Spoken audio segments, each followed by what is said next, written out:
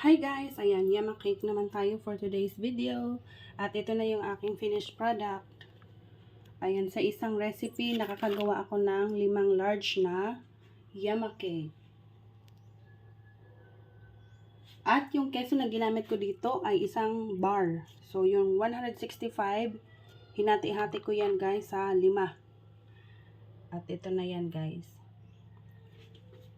Para equal yung ating mailagay na cheese, kailangan nating sukatin ang ating mga ingredients. At lalo na kung ito ay pambenta.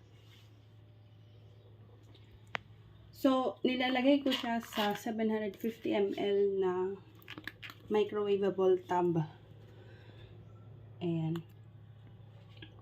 Matagal na akong hindi gumagawa. Bali, ngayon 2024 ay nag-start ulit akong gumawa ng yama cake.